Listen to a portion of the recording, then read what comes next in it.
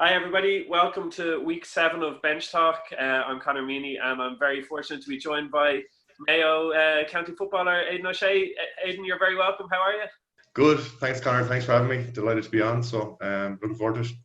Yeah, so what's it like? You're back playing football a bit now. Obviously that return to play is happening across a lot of different sports.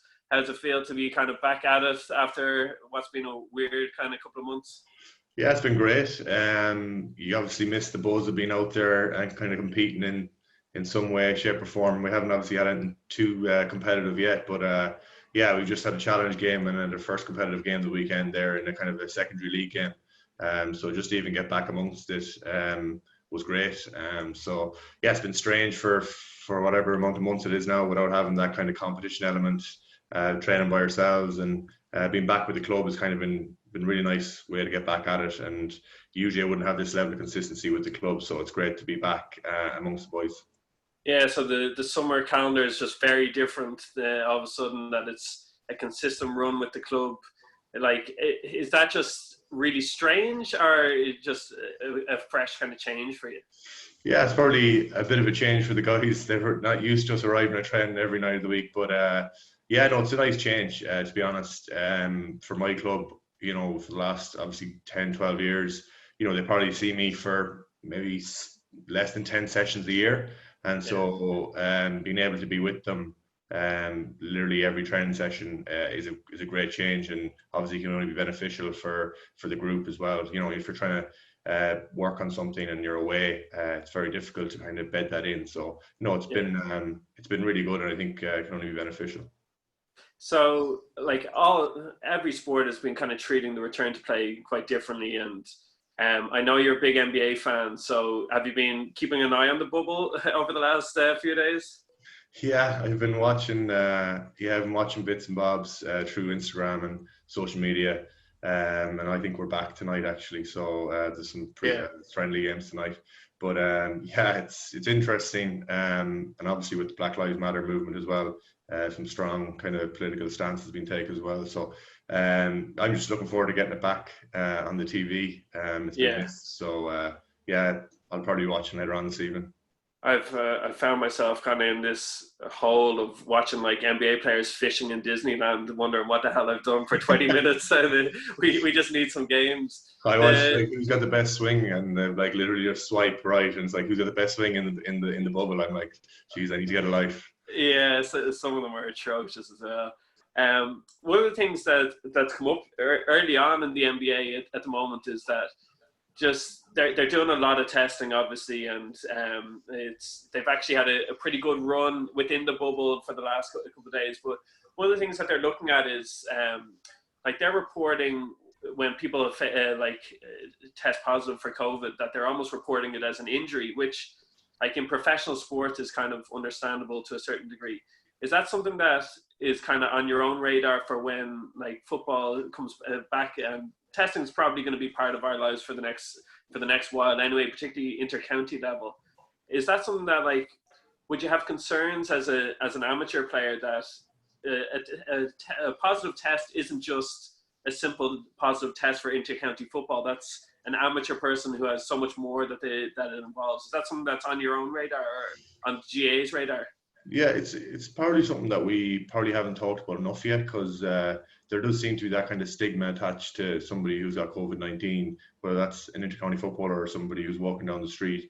And I think that the impact of an intercounty footballer or even a club footballer at this moment in time who gets who maybe potentially tests positive for COVID-19, it has a real knock-on impact to maybe their career or where they're working, and is there this kind of scaremongering that'll happen. So I do think it's something that, I'm not sure players will be very comfortable about the way the NBA are doing it and announcing that they've got COVID-19, especially being amateurs. But it is something that we probably need to do a little bit more thinking about, and how we kind of go about that, because, the question still is out there. Like, if somebody on our team gets COVID-19 and you can go through all the contact tracing, would another team be comfortable playing?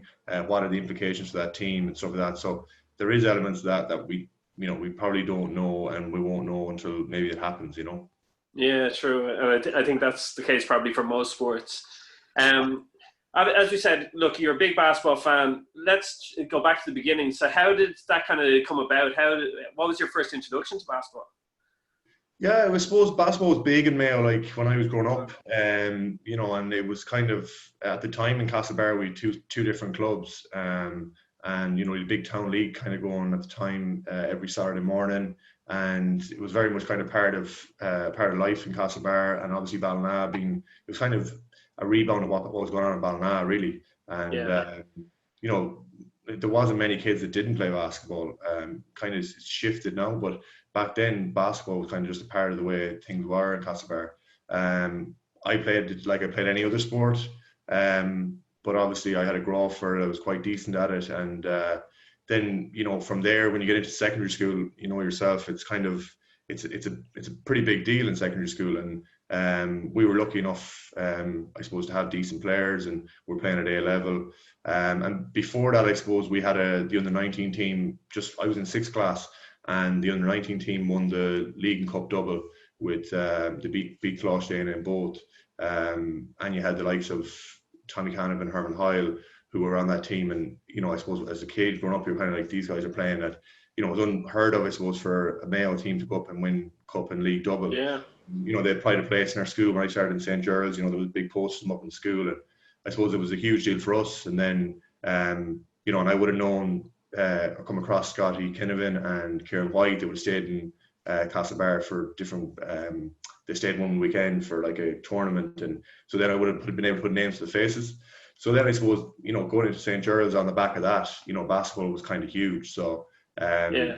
Declan Askin, Neve Loftus, you know, basketball, you know, they're playing it every evening, and then you might be playing club basketball later on in the evening. So it was, you know, when you look back on it, like basketball was nearly every evening along with Gaelic football, and I suppose you couldn't, anywhere you turned, you were playing it. And yeah, as I say, I was lucky. I was quite decent then, and you know, it's funny because Scotty and Kieran White would have been young in that under 19 cup final, and we ended up playing them. We got destroyed in a cup under 19. I think it was a cup final. A couple of years later, I was playing. I was only like in third year or something like that. So funny how things go full circle. Jared's for that couple of years had a remarkable run. Those. So you mentioned kind of Herman Heil, who came up and played for UCD with us for a couple of years, Super League. Tommy Canavan. Then Finney and Canavan kind of came the next kind of level with Johnny Kelly. I think they're sort of my age. And then Al Casey was kind of just ahead of you. Was there any, do you just think it was that general interest in basketball in Mayo at the time that kind of led to that kind of overall little spurt? Or was there like something happening in Jared's in particular that kind of... Yeah, it's hard to pinpoint. I think that there was a general kind of volunteerism around the town that had a huge interest in basketball. Okay. So that really spawned into like St. Gerald's. So you had different clubs coming into St. Gerald's who may not have played together in the locality, but then all of a sudden we're coming into St. Gerald's playing together, and we're very competitive. So and then I suppose like Herman and Tommy and that crew, I suppose really were kind of like the trailblazers for us, because we were, as I say, we were seeing them kind of doing what they did, and they were the first to do it. And I suppose that kind of inspired the generation to come for that you speak about there. And I suppose we probably for the next 10 years, there was decent teams coming out of St. Gerald's at most age groups. Like, look, we weren't winning all Ireland's, but we were competitive at most levels. And it's probably down to both a strong club structure behind the schools, and then the schools really kind of nurturing that through. And for you, it ended up that you kind of progressed on to kind of underage national teams. You're in 1990, aren't you? Yeah. Yes. So kind of like the Jameses, Kieran O'Sullivan, Paul Dick's probably a year younger. Paul Dick played, Paul Dick played. Yeah. What's kind of your memories of those early stages of being on Irish squads? Yeah, that was, to be honest with you, it was a great time. Like I look back on that with real fond memories.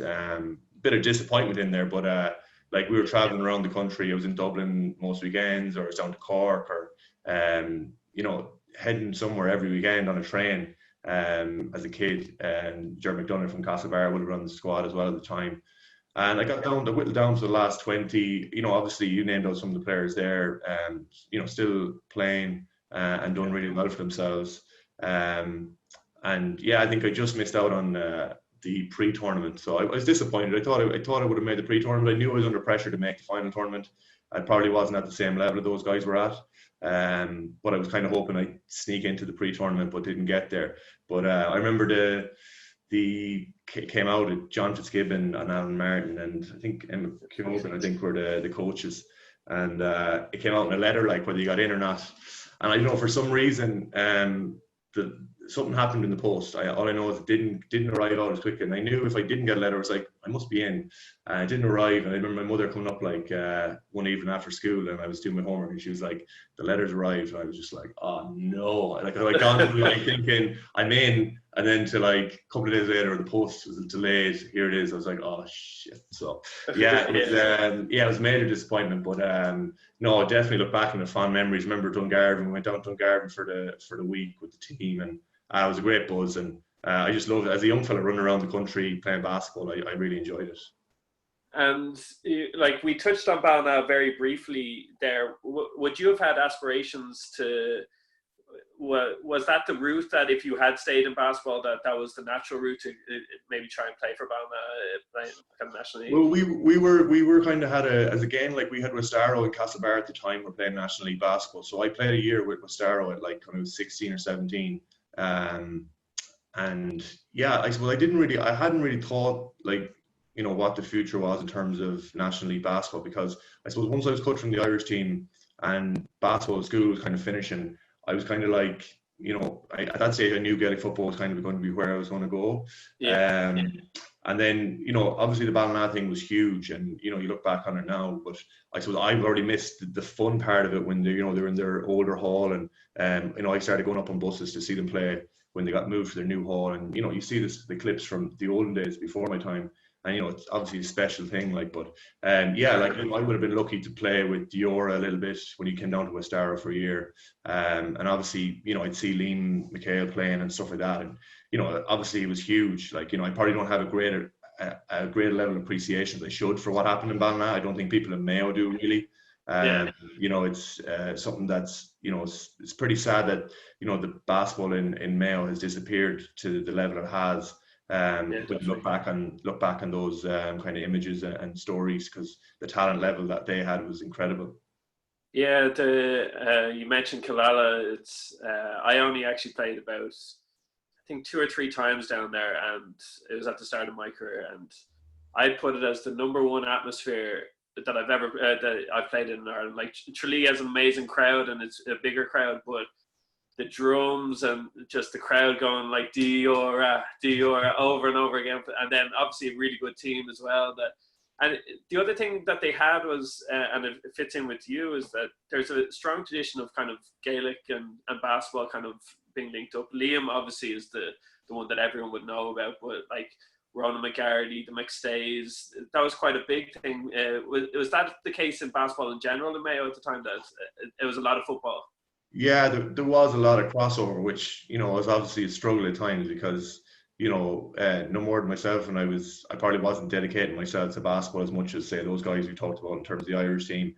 And then when you're trying to compete with, big schools, and whether it be in Dublin or Malachy's in Belfast, who are, primarily it's their number one sport. And we were like, even in St. Gerald's, although it was huge, it probably still wasn't the number one sport in terms of what people were thrown to. So it would be the case that, the Gaelic football was always going to be number one. And so we were always battling with that in terms of time and getting people to train and trying to get the best out of ourselves. But yeah, like if you look at the Mayo team at the moment, there's a good few of them that have got basketball experience, and guys that have just gone or finished. A lot of them would have played basketball as we grew up. So it would have been, as I say, part of life. And so you decide to kind of focus on playing Gaelic football. You're kind of, as you finish school, how different was the kind of comparisons to some of those other basketballers? Something that you'd like. Obviously, you played for part of your career, same position as Liam, and people knew that you had a basketball background. Was that something that people would automatically kind of say, okay, we have another basketballer who's in midfield? Or did you have that reputation in Mayo? Not really, because like to be fair, like Liam is on a totally different scale to me Yeah, in terms of his basketball ability. But yeah, yeah, there would be like elements of my game that people would notice that obviously there might be some strengths that I have from basketball and that people would be aware of, especially when I was younger. The fact that I wasn't playing for a lot of my Mayo career, probably that kind of commentary wouldn't be the same. But yeah. that I suppose having decent hands, spatial awareness, hand-eye coordination, stuff like that. That seeing things that maybe people who hadn't played basketball mightn't see, probably would have been a strength that I would have had from playing all those years. Yeah, one of the other things I think, and it's a big part of, it has been a big part of your game, football-wise, for the last few years, is the kind of adaptability. The like basketball increasingly is positionless, and like when you played basketball, it was probably you had a much more defined role, but you've been able to kind of move between positions, which is a lot more common within basketball.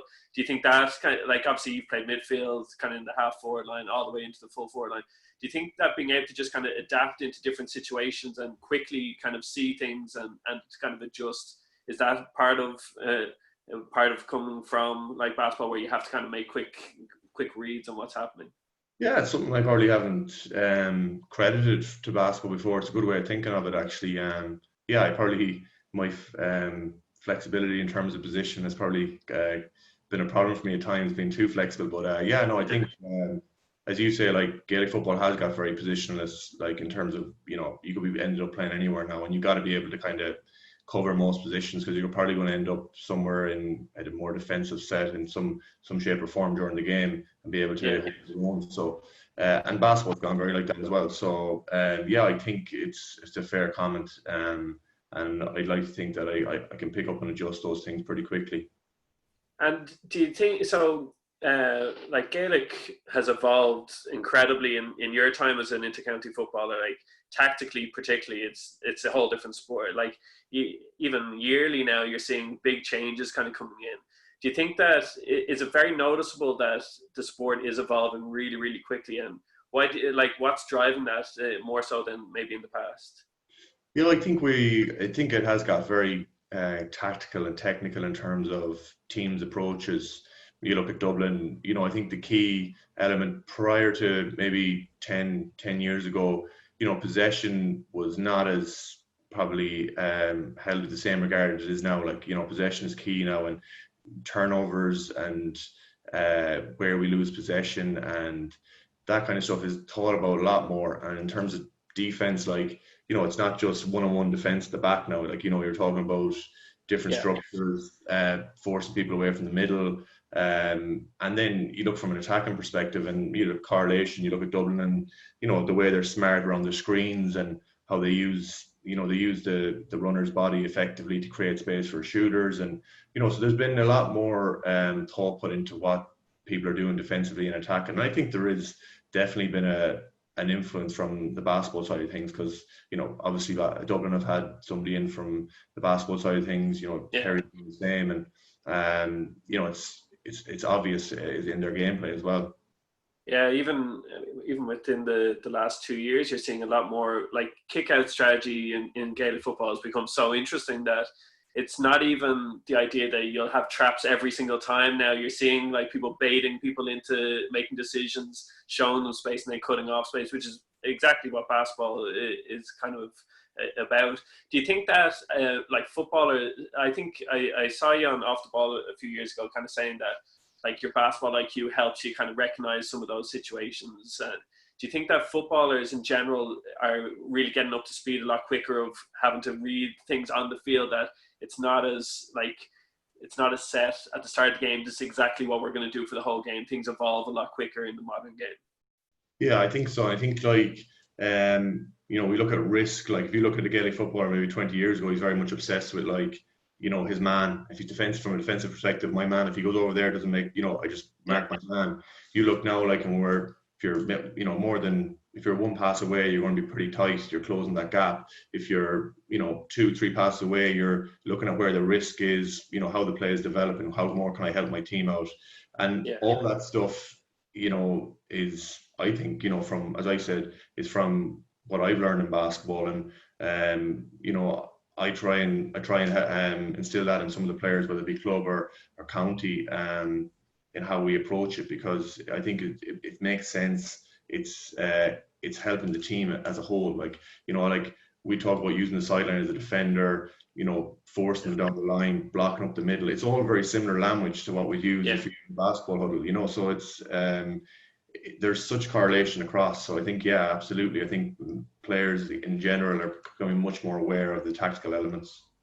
Yeah, it's. I think it's also. It's not just the GAA. I think Irish basketball has evolved a lot quicker along the same timelines. That we're now seeing stuff in other countries a lot quicker, and people are willing to adapt it into their games a lot faster than concepts would have come over previously.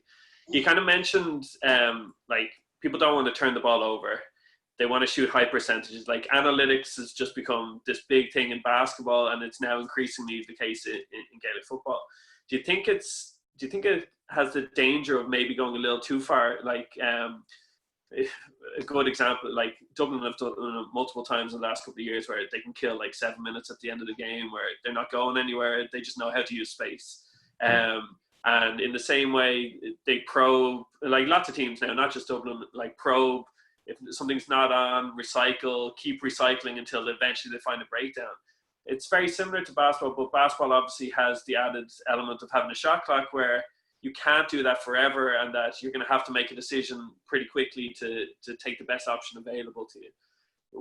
Would you be worried yourself that if something isn't looked at within Gaelic football, that in a couple of years' time that we could be getting to the stage where low scoring, people are just too conservative with possession to try and get only high percentage kind of options? Yeah, I think that's the thing. The conservative piece is the concern. You might lose that element of individualism in the game, and that this constant wait until that high percentage shot. And, you don't want to be the one to bring down the overall team percentage. I take the right shot. And I think you're right. I think some of that is in there at the moment. And I think that, maybe we've gone a little bit too far from before. We're a bit more carefree, and, we turn over the ball a little bit too much we're very much focused on it has to be the right shot every single time. And as you say, I think that maybe it is something that in time we're going to have to look at. Maybe we can't go back across halfway, and even in Gaelic football. I don't know how you put in a time clock, because, what's the ideal amount of time you'd have for a Gaelic football team. And again, there's the element of how do you referee it. So it's there's a couple of things there that'll be difficult, but it is something that maybe we need to be looking or future proofing for in the future, because I think that as you say, it will become very conservative and very and lack that, I suppose, that's off the cuff thing that you like to see from a Gaelic footballer, Yeah, definitely. But at the same time, I think the GAA are probably moving a little bit faster with their rule experimentation than they have in the past. So who knows? We might see stuff before. You've still loads of time in your career, so you'll see it before you finish up. You a couple of years ago, obviously, there was a big deal made of it, and you were probably didn't want there to be quite as big a deal of it when you went back and played a bit of basketball for Sligo. It was kind of something that maybe have been overanalyzed by other people outside it, that it was kind of, look, this is my passion. I'm interested in basketball. I want to do something different, maybe clear the head more than anything else. What was your what was the driving force to go back and play at that stage? Yeah, it was, well, there's a couple of things. I suppose one, we lost in the club championship quite early with the club. So I was, I had time, I suppose, first of all. And two, as you say, I have a grow. I love basketball. I love playing. I love watching it. I hadn't played it since properly the first year of college, where I played a bit of D1 in Dublin, and I just wanted to get back and try it out. I talk about it like being a kid again. Just getting out, playing the sport. And to be honest with you, it came out of Shane O'Mara, who he's a great fella, and I'd met him briefly beforehand. He was talking to me about Sligo and how they're training, that if you're ever free, come down. And that's literally how it was. It was just come down if you wanted to train, and that's all I wanted to do, was to go down and just literally get amongst the lads and train. And if I didn't even, at the time, I wasn't planning on playing any basketball with them in terms of games. And then I think I trained once or twice, and Shane said, look, the deadline to play this year is Wednesday. Can we sign you in? And I was like, yeah, okay. And like, go for it. Like, again, not thinking that I was going to play. And the next thing, Basketball Ireland are going to be a trend on Friday. And I'm like, whoa, that went a bit. Sorry. But no, like it was literally just like that, because obviously Sligo was about an hour from here. And so I used to go down Wednesdays, I think Wednesdays and Fridays. And I loved it. Like, I just, like, you know, they have a really young core there and really talented kids. And for me, just to go in and play, you know, I've been received the way I was. It was great. And then it just turned into, will you play? And I was like, okay. So I played a few games, and again, I just loved it.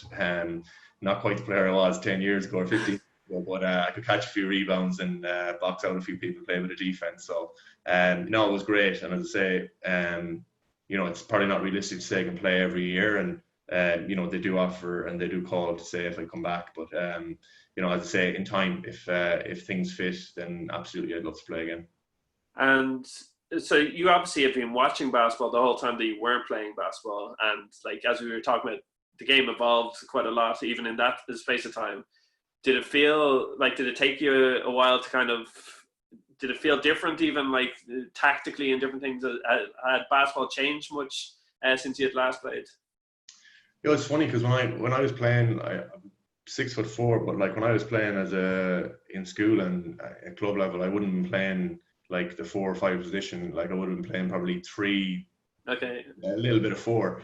And then when I come back, obviously I'm not skilled enough to play any of those positions anymore. So, you know, I'm taking the ball off, I'm taking the ball and I'm not bouncing it, like, so, I'm using it. But, yeah, so it was a big change for me to even go back and play the block and start setting picks. And, you know, because usually that would have been happening for me. So, it was a big transition for me in that regard. So, yeah, but even just the quality of basketball, I have to say, as a whole across any of the teams we played, I was really impressed with the level and the standard that was across the country. It kind of took me back a little bit. I didn't realise, you know, how strong things were. I know we were only playing D1, but even still, I thought that the standard was really, really high. Yeah, you guys end up, you get injured, but Sligo ended up getting to the cup final that year. And it was actually a really interesting cup final because it was 2 really young groups kind of like going at it. And as you said, like, the standard was very high. You had like the likes of Oisin O'Reilly for Sligo, but like Sean Jenkins was there, like ended up MVP with like 32 against Sligo that day, where he had played the under 18, like the core of Neptune had played 18s, 20s and National League. Was there kind of like okay, some of these guys are maybe at a level that weren't there when I was kind of growing up? Yeah, definitely. I think like the fact that you say like they were playing, I don't know how many games that weekend. Was it 3 games that weekend? Yeah, 3 games. They won the treble that year. Yeah, it was crazy. And like I suppose we knew ourselves we were probably up against it going into that game. We probably maybe got a little bit lucky with the draw in terms of getting there. We capitalised on it. I think they had won down in Cork previously, but you know, I think Kaleem Noel was playing for the time, and I think he shot the lights out in the first 2 quarters to kind of keep us in. Yeah. And he wasn't a great shooter before. Like, that wasn't Kaleem's game when he was with Thunder or anything else, and yet he was unbelievable in that first half. Yeah, it was unbelievable. So he kind of kept us in the game, but yeah, unfortunately, I think it was probably a little bit too soon for Sligo at that stage, and you know, they probably haven't kicked on to the level they'd like. You know, because they do have a seriously talented group there. I just think that they need to try and get it out of themselves a bit more. But as you say, like, Jenkins was playing that day, and obviously he's gone on to be in America and that, and he was brilliant. Yeah, Sligo seems to, it's kind of chopped and changed a little bit each year over the last couple of years. It's as you said, it probably hasn't kicked on fully yet, but still potential. And as you said, maybe when the situation is right, I know the time will be right for you at some stage again. The other big thing that may have kind of rekindled a desire to play, obviously Last Dance was one of the big things for the last few months, everybody kind of watching it. Did you, like, when you were watching it, was it kind of like, maybe where are those boots again? Like, did it rekindle anything for you? Yeah, no, I think it's rekindled a lot for a lot of people. I think I was talking to my mate John Ennis, who was saying, you know, some of the public courts in Dublin like are wedged now these days, and the weather's nice, and I think people genuinely want to get a basketball back in their hand, you know, and I think that's really good. But I think, in fairness, I don't think it's just watching a documentary on Netflix. I think Basketball Ireland have done huge amounts of work across the country. I think basketball, in my opinion, is at, you know, a really, really positive position right now in terms of the amount of people that are playing basketball, the standard of it, you know, the amount of people that are going over to play in college ball, and you know, that can only be beneficial for everybody. And I think, as I say, from my corner, I'd love to see basketball kind of get a bit of a boost here in the town, and get back to some level of some standard that we can be proud of again, because I think it's missed over this side of the country. I know we've got Sligo and there's a couple of teams in Galway, but I think it is a big miss on the map for us. And but as I say, yeah, the show was unbelievable. You know, it's probably, I'm a 1990 baby, so I probably missed a lot of this as a kid growing up, but to go back and see some of the clips and obviously have his commentary alongside it, was unbelievable.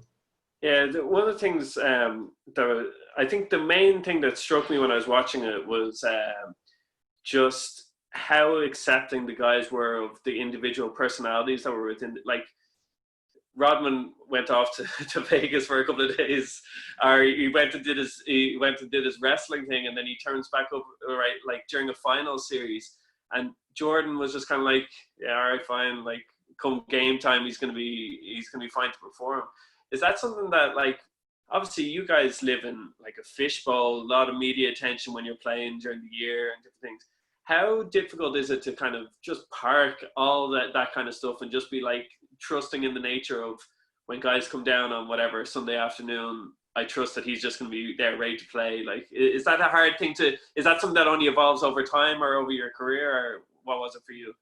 Yeah, I don't think we've any Dennis Rodmans in the Mayo squad, but yeah, no, I think, yeah, like you're right. I think there's a bit of both, though. I think like Rodman, I think Jordan understood Rodman in terms of what he gave to the team.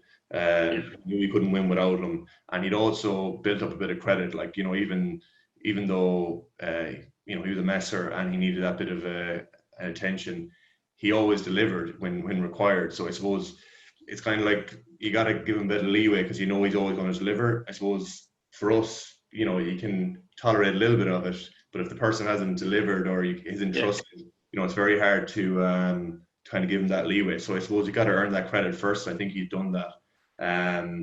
But yeah, I think for us it's a little bit different. I think, you know, you got to establish those relationships pretty early, and it's built over time. You got to build that trust within the squad, and you know, once you have that, you know, you're going to have a greater team unity, and you, as you say, you can go out and trust them out on the pitch then.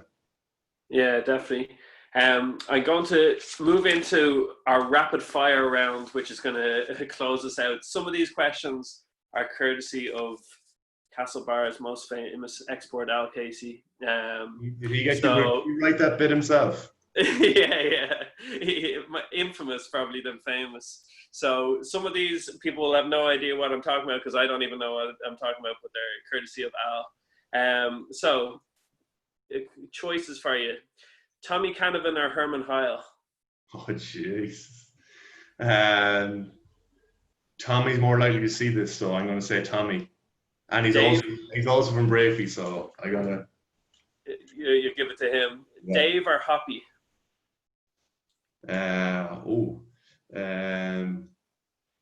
Jeez, that's tough. I'm gonna go with Dave. That's a big call. Finian or Shamey? Oh, Finian, by a country. Finian was an unbelievable basketball player. He was. He was on my Irish squad when we were under 18. Yeah, really good player. Unfortunately, just didn't play as long afterwards when he got to college level and different things. But he was really, really strong. A big country, like strong guy. Yeah, really good. De La Salle or Sportlawn? Oh, De La Salle, because that's where I played my school ball, and yeah, better memories there. Westaro or All-Stars? Oh, Westaro. That's where I played my first National League basketball, so I gotta go with them. Toughest footballer you've ever had to mark? Brian Fenton, Michael Murphy. Okay, toughest basketballer you've ever had to mark? Kieran White. Okay. Kieran White or Scotty Kinnavan, because I was like 13 or 15, and I think Copley was marking Scotty Kinnavan, and I think he had 4 fouls after like the first 6-7 minutes. I just turned to the coach, I was like, just let me in, I'll mark him, and then he sent me a fresh pair of heels a couple of times. So best basketballer you've ever played with? Ooh, best basketballer I've ever played with. That's a good question. I'd say technically Casey was probably the best I played with. His footwork was unbelievable. Yeah, I'll go with Casey. Yeah. Okay. If you could, we'll start with. We'll make it easier, and we'll go with basketball. If you could replay any match, good or bad, so either experience a good one again or try and fix a bad one, what would it be? Yeah, so we, the boys will laugh if they're watching this. So we kind of literally were our last chance of actually getting to like the finals. We went down to play the playoffs in Cork. We were playing down in Cork, and we had to beat Malachy's in the last game. And we had the day before we played Connacht championship game for the school. We got sent off for an alleged headbutt. Literally jumped on the bus, drove down, and whatever way it fell, we'd won one, lost one, and we needed to beat Malachy's. And they were very good. Like we were struggling. We had like 6-7 players at this stage. Now this is like at the back end of when St. George were any good. And I think by the end of the game we had literally 6 players. And I can't remember the name of the guy that was playing for Malachy at the time. He was brilliant. I got him on a charge late in the game, and he was out. I was like, right, so we're coming down the stretch, and we're a point down with like literally 3-4 seconds to go, and with an inbound play. And Casey was obviously our main player, and so they double teamed Casey off the inbound. And your man, I was passing inbound the ball, and your man was like in my face, and then he turned around and kind of went towards Casey, like bounced the ball off his head, and took the ball back in and went up, and I went to finger roll it off the rim. It rolled around the rim, like literally on the clock, and rolled out. And I just was like, no. I was like, no. And it was like, it would have been unbelievable, because obviously we shouldn't have won. I think McVeigh was the name of the fellow that was playing for Malachy. Yeah, Kieran McVeigh. Yeah. Like we should have been out. Like they were way better than us, and we literally were down to the bare bones. So we always talk about that game, myself and Dave Ennis and a few of the boys, because that was one we let go. But yeah, that'd be the basketball one. Sorry for bringing that back up. Yeah. I won't go near the GAA ones after bringing that one up for you. Yeah. I'll leave you with one last question, simple one. Who's going to win the NBA championship this year? I think the Clippers are going to win. Do you think we'll actually have a chance? Do you think they'll get through it? I think so. Yeah, I think so.